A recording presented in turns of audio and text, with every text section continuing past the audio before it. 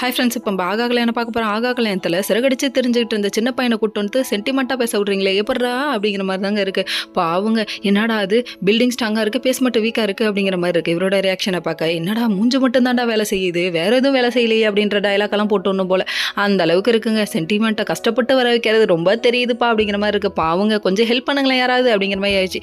இவர் சென்டிமெண்ட்டாக எக்கச்சக்க பீட்டு போட அதுக்கப்புறம் எல்லாரும் வந்து சமாதானப்படுத்த இதை பார்த்தோன்னே காயத்ரியால் தாங்க முடியலங்க.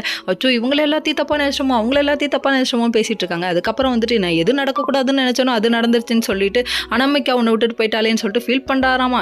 டேய், நீ பண்ணுற வேலைக்கு ஒன்று அப்படியே பால்டாயில் ஊற்றியே கொள்ளுங்கிற மாதிரி இருக்குது நம்ம மகாவோட ரியாக்ஷனு. இதெல்லாம் ஒரு பக்கம் இருக்க, நம்ம அனாமிகா ஒரு பக்கம் வந்துட்டாங்க. மறுபடியும் வந்தவங்க சும்மாவா விடுவாங்க?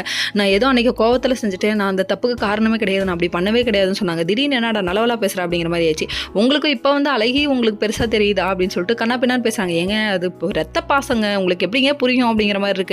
அதுக்கப்புறம் சண்டை போட்டவங்க இதுக்கப்புறம் இந்த குடும்பத்தை 4 விட மாட்டேன், 8 விட மாட்டேன்னு சொல்லிட்டு அடுத்து ஆரம்பிச்சிட்டானுங்களா. இவனுங்க அப்புறம் தாங்க முடியலையே அப்படிங்கிற மாதிரி இருக்குது. இன்னொரு பக்கம் நம்ம கௌதம் திருந்தினது தாங்க உலக அதிசயத்தில் ஒன்று. அதாவது எம்டி சீட்டுக்காக நீ ஒன்றும் மாறலையே அப்படின்னு சொல்லிட்டு ஐஸ்வர்யா கலைன்னு கலாய்க்கிறாங்க. என்ன பண்ணாலும் இந்த உலகம் நம்மளுக்கு தப்பாகவே பேசுதுடா அப்படிங்கிற மாதிரி ஆயிடுச்சு. அதுக்கப்புறம் பார்த்து பொண்டாட்டிக்காக பழம் வச்சு கொடுக்கறது என்ன, நட்ஸ் ஊற வச்சு கொடுக்கறது என்ன, வரே வா திருந்திட்டடா, நீ நல்லவனா மாறிட்டடா தம்பி அப்படிங்கிற மாதிரி இருக்குது. இவங்களோட லைஃப் நல்லா ஜாலியாக இருக்குது. மகாவும் வெயிட் பண்ணிட்டு